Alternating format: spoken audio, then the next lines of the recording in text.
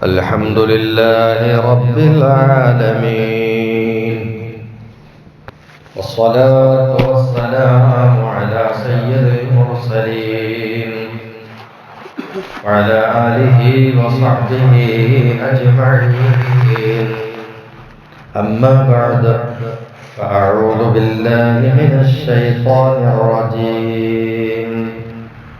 بسم الله الرحمن الرحيم. إن الذين يتلون كتاب الله وأقاموا الصلاة وأنفقوا مما رزقناهم سرا وعلانية يرجون تجارة لن تبور. صدق الله العظيم. وقال النبي صلى الله عليه وسلم: أفضل عبادة أمتي تلاوة القرآن. ബഹുമാനമുള്ള മുഅ്മിനീങ്ങളെ, അല്ലാഹു നമുക്കെല്ലാ പ്രഭാതങ്ങളിലും പ്രദോഷങ്ങളിലും എല്ലാ ദിനരാത്രങ്ങളിലും ജീവിതത്തിലുടനീളം അല്ലാഹു നമുക്ക് ബറക്കത്തുകൾ ചെയ്യട്ടെ. എല്ലാവിധ കഷ്ടപ്പാട് പ്രയാസങ്ങളിൽ നിന്നൊക്കെയും അല്ലാഹു നമ്മളെ രക്ഷപ്പെടുത്തട്ടെ. മുഅ്മിനായ മനുഷ്യന്റെ ജീവിതത്തിൽ കൂടെ ഉണ്ടാവേണ്ടതും എന്നാൽ കൂടുതൽ ശ്രദ്ധ പതിയേണ്ടതുമായൊരു വിഷയത്തെക്കുറിച്ച് അബ്ദുല്ലാഹി ഹദ്ദാദ് തങ്ങളുടെ ചെറിയൊരു ഉപദേശമാണ് ഇന്ന് നിങ്ങളുടെ മുമ്പിൽ വെക്കുന്നത്. പരിശുദ്ധ ഖുർആനിൽ സൂറത്ത് ഫാത്തിറിന്റെ 29-ാമത്തെ ആയത്തിൽ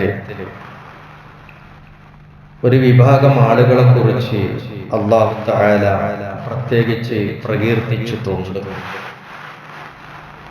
അത് തുടങ്ങുന്നത് തന്നെ ഇന്നല്ലദീന യത്ലൂന കിതാബല്ലാഹ്, അല്ലാഹുവിന്റെ കിതാബ് ഓതുന്ന ഒരു വിഭാഗം, വഅഖാമുസ്സലാത്ത്, നിസ്കാരം കൃത്യമായി നിലനിർത്തി പോരുന്നവരുമായ വിഭാഗം, വഅൻഫഖൂ മിമ്മാ റസഖനാഹും സിർറൻ വഅലാനിയതൻ, നാം അവർക്ക് നൽകിയ സമ്പത്തിൽ നിന്ന് രഹസ്യമായും പരസ്യമായും ചെലവഴിക്കുകയും ചെയ്യുന്ന വിഭാഗം, യർജൂന തിജാറത്തൻ ലൻ തബൂർ, ഒരിക്കലും നഷ്ടം വരാത്ത വമ്പിച്ച ലാഭമുള്ള കച്ചവടമാണ് അവരുടെ പ്രതീക്ഷ. അവർക്ക് പ്രതീക്ഷിക്കാവുന്നത് വമ്പിച്ച കച്ചവടം ചെയ്യുന്നതിന് ലാഭത്തിന് വേണ്ടി. അപ്പോൾ ഒരിക്കലും നഷ്ടമില്ലാത്ത വമ്പിച്ച ലാഭമുള്ള കച്ചവടമാണ് അവർക്ക് മുമ്പിലുള്ള പ്രതീക്ഷ എന്നാണ് അവർക്ക് പ്രതീക്ഷിക്കാനുള്ളത്. അപ്പൊ അല്ലാഹു തആല അവരെ പ്രകീർത്തിച്ചുകൊണ്ട് അവർക്ക് വരാനിരിക്കുന്ന വമ്പിച്ച ഗുണത്തെക്കുറിച്ച് പറയുകയാണ്. അതിന്റെ 3 സ്വഭാവങ്ങളാണ്. 1, പരിശുദ്ധ ഖുർആൻ ഓതുക. 2, നിസ്കാരം കൃത്യമായി നിലനിർത്തി പോരുക. 3, ദാനം ചെയ്യുക. ഇത് 3 ഉള്ള സ്വഭാവമുള്ള ആളുകൾ ഒരിക്കലും നഷ്ടം വരാത്ത കച്ചവടമാണ് അവർ ചെയ്തുകൊണ്ടിരിക്കുന്നത്. അപ്പൊ അതിന് പ്രത്യേകം ഖുർആൻ ഓതുന്നതിന് എടുത്തു പറഞ്ഞിട്ടുണ്ട്. എന്നാൽ നബി സല്ലല്ലാഹു അലൈഹി വസല്ലമ തങ്ങൾ പഠിപ്പിക്കുന്ന അഫ്ളലു ഇബാദത്തി ഉമ്മത്തി, എൻ്റെ സമുദായത്തിന്റെ ആരാധനകളുടെ കൂട്ടത്തിൽ വെച്ച്, അഥവാ എൻ്റെ ഉമ്മത്ത് ചെയ്യുന്ന ഇബാദത്തുകളുടെ കൂട്ടത്തിൽ വെച്ച് ഏറ്റവും ശ്രേഷ്ഠമായ ഇബാദത്ത് തിലാവത്തുൽ ഖുർആൻ, ഖുർആൻ ഓതലാണ്. ഇത്രയും വലിയ ബഹുമാനമുള്ള ഖുർആൻ ഓത്ത്, പക്ഷേ അത് വളരെ ശ്രദ്ധിച്ചുകൊണ്ടാവണം എന്നുള്ള ഉപദേശമാണ് അബ്ദുല്ലാഹി ഹദ്ദാദ് തങ്ങൾ നൽകുന്നത്. മഹാനവറുകൾ ഈ ഖുർആൻ ഓത്തിന്റെ ബഹുമാനത്തെ അറിയിച്ചുകൊണ്ട് പറഞ്ഞ ഹദീസുകളുടെ കൂട്ടത്തിൽ ഒരു ഹദീസിൽ കാണാം, അല്ലാഹുവിനുള്ള ഇബാദത്ത് വ്യത്യസ്തമായ ഇബാദത്തുകളുണ്ട്. നിസ്കരിച്ചുകൊണ്ടിരിക്കുക, പിന്നെ ദുആ ചെയ്തുകൊണ്ടിരിക്കുക, ദിക്റുകളിലും ഖുർആൻ ഓത്തിലും മുഴുകിക്കൊണ്ടിരിക്കുക, ഇതൊക്കെ പലതരം ഇബാദത്തുകളിൽ പെട്ടതാണ്. ഒരാൾ ദിക്റ് ചൊല്ലിയിട്ടോ അല്ലെങ്കിൽ ഖുർആൻ ഓതിയിട്ടോ അയാളുടെ സമയം മുഴുവൻ അതിനങ്ങൾ കഴിയാം. വേറെ ഒരാൾ അദ്ദേഹം ഇങ്ങനത്തെ കാര്യത്തിലല്ല, അദ്ദേഹം കൈ ഉയർത്തിയിട്ട് പടച്ചവനോട് തേടിക്കൊണ്ടിരിക്കുകയാണ്, അല്ലാഹുവേ എനിക്ക് അത് വേണം, ഇത് വേണം, അത് വേണ്ട, ഇത് വേണ്ട, എനിക്ക് ആ പ്രയാസം നീങ്ങണം, ഈ കാര്യം നേടിക്കിട്ടണം, ഇങ്ങനെ തുടങ്ങിയിട്ട് നിരന്തരം അള്ളാഹുവിനോട് ദുആ ചെയ്തുകൊണ്ടേ ഇരിക്കുകയാണ് ഒരാൾ. ദുആ ഇബാദത്തല്ലേ? ആണ്, വളരെ പ്രധാനപ്പെട്ട ഇബാദത്താ ദുആ. പക്ഷേ ഹദീസിൽ കാണാം, നബി സല്ലല്ലാഹു അലൈഹി വസല്ലമ തങ്ങൾ പഠിപ്പിച്ചൊരു ഹദീസിൽ കാണാം, ഒരാള് ഖുർആൻ ഓതുന്നതിലും ദിക്റുകൾ ചൊല്ലിയിരിക്കുന്നതിലും മുഴുകി, മറ്റൊരാൾ ദുആ ചെയ്തുകൊണ്ടിരുന്നു, പലതും അള്ളാഹുവിനോട് തേടിക്കൊണ്ടിരുന്നു, ആവശ്യപ്പെട്ടുകൊണ്ടിരുന്നു. എന്നാൽ അള്ളാഹു പറയുന്നു, ഈ ചോദിച്ചുകൊണ്ടിരിക്കുന്ന ആളുകൾക്ക് ഞാൻ കൊടുക്കുന്നതിനേക്കാൾ കൂടുതൽ ആർക്ക് കൊടുക്കും? ഈ ചോദിക്കാൻ പോലുള്ള, ഈ ചോദിക്കുന്ന സമയം പോലും എനിക്ക് ദിക്ർ ചൊല്ലാനും ഖുർആൻ ഓതാനും ഉപയോഗിക്കുന്ന ആ ആളുകൾക്ക് കൊടുക്കുന്നു എന്ന് വെച്ചാൽ അതിന്റെ അർത്ഥം എന്താ? ദിക്റുകൾ ചൊല്ലിയിരിക്കുന്ന ആളുകളും ഖുർആൻ ഓതിക്കൊണ്ടിരിക്കുന്ന ആളുകളും പ്രത്യേകിച്ച് വേറെ ദുആകളൊന്നും നടത്തണമെന്നില്ല, ഇല്ലാതെ തന്നെ അവർക്ക് വേണ്ടതെല്ലാം അത്രയും വലിയൊരു ഫളല്, ശ്രേഷ്ഠത ഖുർആൻ ഓത്തിനുണ്ട്. പക്ഷെ മാനവകൾ പറയണം, മോനെ ഈ ഖുർആൻ ഓതുന്നത് അതിന്റെ അദബുകൾ പാലിച്ചിട്ടാവണേ, അല്ലാതിരുന്നാൽ അതുകൊണ്ടൊരു ഗുണമില്ല. ഖുർആൻ ഓതുമ്പോൾ എന്തൊക്കെ അദബ് പാലിക്കേണ്ട ഒരുപാടുണ്ട്. പുറത്ത് കാണുന്ന അദബുണ്ട്, മനസ്സിന്റെ ഉള്ളിൽ ഉണ്ടാകേണ്ട അദബുകളും. അയ്യക്കൂന മുഖ്ലിസൻ ലില്ലാഹ്, ഒന്ന് അല്ലാഹുവിനെ ഇഖ്ലാസോടുകൂടി ആയിരിക്കണം ഈ ഖുർആൻ ഓതുന്നത്. അല്ലാഹുവിനെ ഓർത്തുകൊണ്ട് അല്ലാഹുവിന്റെ പ്രീതിക്ക് വേണ്ടി എന്നുള്ള ഉദ്ദേശത്തിലായിരിക്കണം ഖുർആൻ ഓതുന്നത്. അള്ളാഹുവിന്റെ പ്രീതി ആഗ്രഹിക്കുക, അള്ളാഹുവിന്റെ അടുക്കൽ നേട്ടം കിട്ടുക എന്നുള്ള ഉദ്ദേശത്തിൽ ആയിരിക്കണം. അള്ളാഹുവിലേക്ക് കൂടുതൽ അടുക്കാൻ കഴിയും എന്ന ചിന്തയിലായിരിക്കണം, അള്ളാഹുവിനോട് അടുക്കുക എന്നുള്ള നിലയിലായിരിക്കണം ഖുർആൻ ഓതുന്നത്. ഖുർആൻ ഓതിയിട്ട് കിട്ടുന്ന വമ്പിച്ച വിജയം കൊണ്ട് എനിക്ക് വിജയിക്കണം എന്ന് വിചാരിച്ചുകൊണ്ടുമായിരിക്കണം ഖുർആൻ ഓതേണ്ടത്. മറ്റുള്ളവരെ കാണട്ടെ, ഞാൻ പള്ളിയിലിരുന്ന് ഖുർആൻ ഓതുന്ന ആളാണെന്ന് കാണട്ടെ എന്ന് വിചാരിച്ച് മറ്റുള്ളവരെ കാണിക്കാൻ വേണ്ടിയോ പടപ്പുകളുടെ മുമ്പിൽ ഒരു ഷോ കാണിക്കലോ ആവരുത്. അന്നലെ ചിലപ്പോ ആളുകളുടെ മുമ്പിൽ ഭംഗിയോതും, ഒറ്റക്കാകുമ്പോ അത്രയൊന്നും ശ്രദ്ധിക്കൂല. അങ്ങനെയല്ല, ആളുകളുടെ മുമ്പിൽ ഭംഗിയാക്കലല്ല, ഖുർആൻ ഓതുന്നത് ഭംഗിയോടുകൂടി ഖുർആൻ ഓതണം.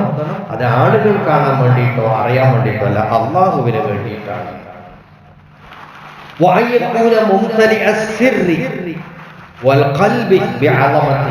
അവന്റെ ഹൃദയം മുഴുവനും അള്ളാഹിനോടുള്ള ബഹുമാനം നിറഞ്ഞു നിൽക്കണം.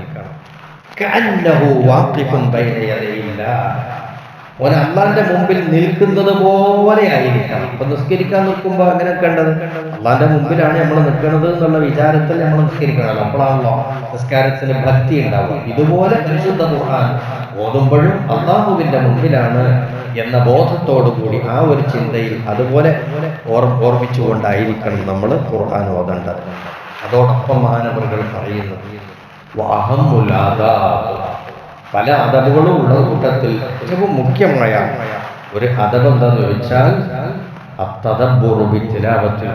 ഖുർആൻ ഓതുന്നത് ആലോചനയോടുകൂടെ ആവണം, ശ്രദ്ധയോടുകൂടെ ആവണം. രണ്ട് കാര്യത്തിൽ ശ്രദ്ധ വരേണ്ടത്.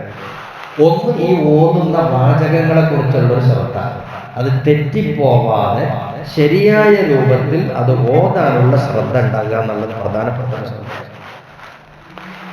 രണ്ടാമത്തൊരു ശ്രദ്ധ, ആ ആയത്തുകളുടെ അർത്ഥങ്ങളിലേക്കുള്ള ചിന്ത പോവുക. ഇതെന്തായി പറയുന്നത്, എന്താണ് ഇതിലുള്ള വിഷയം, എന്താണ് അത് ഓർത്തുകൊണ്ട്. അതിങ്ങനെ പഠിച്ച ആളുകൾക്ക് അത് സാധിക്കുള്ളൂ. ഖുർആനൊക്കെ അർത്ഥമൊക്കെ പഠിച്ച ആളുകളാണെങ്കിൽ അവർ ഈ ഓതുമ്പോൾ തന്നെ നമ്മുടെ മനസ്സിൽ, ഈ ഓതുന്ന ആളുടെ മനസ്സിൽ എന്ത് വരും? ഇതിന്റെ അർത്ഥങ്ങളും ആശയങ്ങളും വ്യാഖ്യാനങ്ങളും ഒന്നും കടന്നു വരും. ശരിക്കും പറഞ്ഞാല് അങ്ങനെ ഓതണോ? ഖുർആന്റെ അർത്ഥം ആലോചിച്ചുകൊണ്ട് ചിന്തിച്ചുകൊണ്ട് ഓതണോ? ആലോചന ഇല്ലാതെ അധികം ഓതുന്നതും ആലോചനയോടുകൂടെ വളരെ കുറച്ച് ഓതുന്നതും തമ്മിൽ ഏതാണ് ഉത്തമം എന്നതിനെ കുറിച്ച് ചർച്ച നടന്നിട്ടുണ്ട്.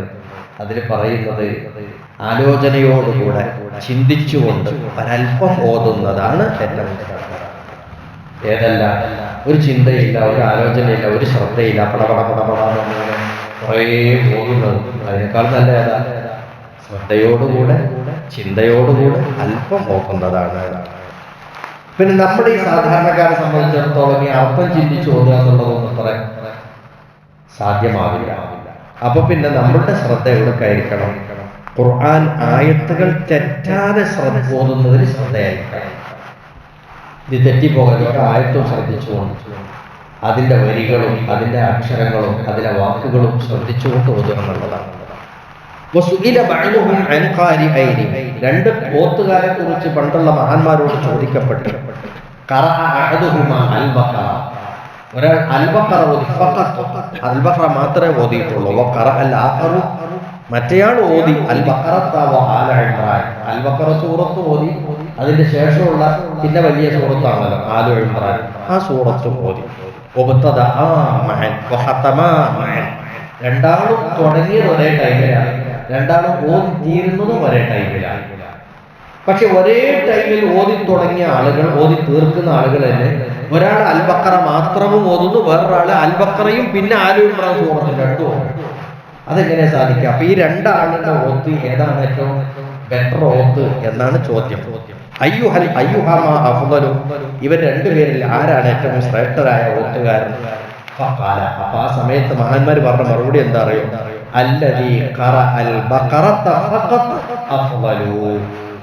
അൽബഖറ സൂറത്ത് മാത്രം ഓതുന്ന ആളാണ് ഏറ്റവും ശ്രേഷ്ഠതയുള്ള ആൾ എന്ന് പറഞ്ഞാൽ എന്താ അർത്ഥം? കൂടുതൽ ഓതുന്നതിനേക്കാളും കുറച്ച് ഓതുന്നത് ചിന്തയോടുകൂടിയാണെങ്കിൽ അതിനർത്ഥം. അപ്പൊ ഇയാള് അൽബഖറ ഓതിയത് അതിന്റെ അർത്ഥങ്ങളൊക്കെ ചിന്തിച്ച് സാവകാശം മെല്ലെ മെല്ലെയാണ് ഓതിയത്. മറ്റേയാൾ ഈ അർത്ഥങ്ങളൊന്നും ആലോചിച്ചില്ല, വേഗം ഓതിപ്പോവുക എന്നുള്ള നിലക്ക് എന്ത് ചെയ്തു? ഓതിയിട്ട് അൽബഖറയും ആലു ഇമ്രാനും ഓതി. അപ്പൊ അതിനേക്കാൾ കുറച്ചത് ഇതിനാണ്. അപ്പൊ നമ്മൾ ശ്രദ്ധിച്ച് ഓതുന്നതിനാണ് കൂലി കൂടുതൽ എന്ന് മൊത്തത്തിൽ നമ്മൾ മനസ്സിലാക്കാം. ചില ആളുകളൊക്കെ റമളാൻ വന്നാല് നീ എത്ര ഹത്തം തീർത്തു? ഞാൻ 5 എണ്ണം. നീ എത്ര? ഞാൻ 10 ഹത്തം തീർത്തു എന്നൊക്കെ പറയും. ഈ 10 ഹത്തം എങ്ങനെ ഓതിയതാ? പടപടപടപടാന്ന് ഓതി പോവുകയാണ്. മരിച്ച ഇടത്തിലേക്ക് ദ്വാരക്കാൻ ചെല്ലുമ്പോൾ 3ന്റെ അന്നോ 7ന്റെ അന്നോ 15നോ 50നോ ഒക്കെ പോയാല് ഇത്ര യാസീൻ അല്ല അത്ര ഹത്തം ഇത്ര ഹത്തം എന്നൊക്കെ പറയും. ഈ ഹത്തത്തിന്റെയൊക്കെ അവസ്ഥ എന്താ? ചിലപ്പോ ആകെ 2 ഹത്തേ ഓതിയിട്ടുള്ളൂ എന്ന് നമുക്ക് തോന്നുന്നു. ഇത്രയും ഒരുപാട് കുടുംബങ്ങളൊക്കെ ഉള്ളതല്ലേ, എന്നിട്ട് 2 ഹത്തേലും ഓതിയിട്ടുള്ളൂ എന്നൊക്കെ തോന്നും. വേറെ ചില സ്ഥലത്ത് പോയാലോ 16 ഹത്തം 3 ദിവസം കൊണ്ട് തന്നെ ഓതി തീർത്തത്. ഇപ്പോഴത്തെ സമയത്ത് വാട്സാപ്പ് ഗ്രൂപ്പ് കൂട്ടായ്മ ഉള്ളത് കൊണ്ടേ അപ്പോ ഇതിലൊക്കെ കണ്ട് പറഞ്ഞാല് ഓരോരുത്തർ ഓരോ ഭാഗം ഏറ്റെടുത്താൽ വേഗം ഹത്തമാവും. നല്ലൊരു പരിപാടിയാണ് ഹത്തമാക്കാം. പക്ഷെ എങ്ങനെ ഓതുകയാണെങ്കിൽ ആരും ഏത് രൂപത്തിൽ ഹത്തം ഓതുകയാണെങ്കിലും ആ ഹത്തമിലൊക്കെ നമ്മൾ ശ്രദ്ധിക്കേണ്ടതുണ്ട്. എങ്ങനെയെങ്കിലും ഓതി തീർത്തിട്ട് ഹത്തമാക്കുക എന്നുള്ളതല്ല, അത് വളരെ ശ്രദ്ധയോടുകൂടി ഓതണം. തെറ്റ് വരാതിരിക്കാൻ നന്നായിട്ട് ശ്രദ്ധിക്കണം. അതിന് നല്ല ശ്രദ്ധ കൊടുക്കല്ല. പിന്നെ നിരന്തരം ഖുർആൻ പഠിക്കാനുള്ള ക്ലാസ്സുകൾ ഉണ്ടെങ്കിൽ അതിലൊക്കെ പങ്കെടുക്കൽ നമുക്ക് ഏറ്റവും കൂടുതൽ ഉപകാരം ചെയ്യും ഈ വിഷയം. അപ്പൊ അതുകൊണ്ട് മഹാനവറുകൾ പറയുന്ന അള്ളാഹുവിലേക്ക് ഏറ്റവും അടുക്കാനുള്ള ഒരു ഇബാദത്തും കൂലി കൂടുതൽ കിട്ടുന്ന ഇബാദത്തും ഖുർആനാണ്. അത് ശ്രദ്ധയോടുകൂടിയും അതോടുകൂടിയും ആവണം എന്ന് കൂടിയാണ്. അതെല്ലാം നമ്മുടെ ശ്രദ്ധയിൽ ഉണ്ടാകണം. നമ്മൾ ഈ നിസ്കരിക്കുന്നതിലൂടെ ധാരാളം ആളുകളുടെ പള്ളിയിൽ ഖുർആൻ ഓതുന്നവരുണ്ട്. അവരൊക്കെ അഭിനന്ദിക്കുകയാണ്. വളരെ നല്ല കാര്യം. അത് കൂടുതൽ എനിക്ക് കൂട്ടിക്കൊണ്ടുപോകണം. പറയരുത് എല്ലാവരും കൂടുതൽ ഖുർആനിൽ ഇരുന്നിട്ടോ അല്ലാതൊക്കെ ഓതുന്ന ഒരു ശീലം ഉണ്ടാകണം. വീട്ടിൽ ഖുർആൻ ഓത്ത് നടക്കണം. ഭാര്യയും മക്കളൊക്കെ അവരും ഖുർആൻ ഓതുന്നവരാവണം. അങ്ങനെ പരിശുദ്ധ ഖുർആനുമായി കൂടുതൽ നമ്മൾ അടുക്കണം. അല്ലാഹു തൗഫീഖ് നൽകട്ടെ. അല്ലാഹുവേ, നിന്റെ കലാമ് കൊണ്ട് വിജയിക്കുന്നവരിൽ, നിന്റെ കലാമ് കൊണ്ട് വറക്കത്ത് നേടുന്നവരിൽ ഞങ്ങളെ ഉൾപ്പെടുത്തണേ റബ്ബേ. ഞങ്ങളുടെ വായും ഞങ്ങളുടെ കൽബും എല്ലാം ഖുർആനുമായി ബന്ധപ്പെട്ടതാക്കി തരണം റഹ്മാനേ. ഞങ്ങളുടെ വീടും ഞങ്ങളുടെ സ്ഥാപനങ്ങളും ഒക്കെയും ഖുർആനുമായി ബന്ധമുള്ളതാക്കി തരണം റഹ്മാനേ. ദുനിയാവിലും ആഖിറത്തിലും ഖുർആൻ ഞങ്ങളുടെ കൂട്ടാളിയാക്കി തരണേ അല്ലാഹ്. വആഖിറു ദഅ്വാനാ അനിൽ ഹംദുലില്ലാഹി റബ്ബിൽ ആലമീൻ.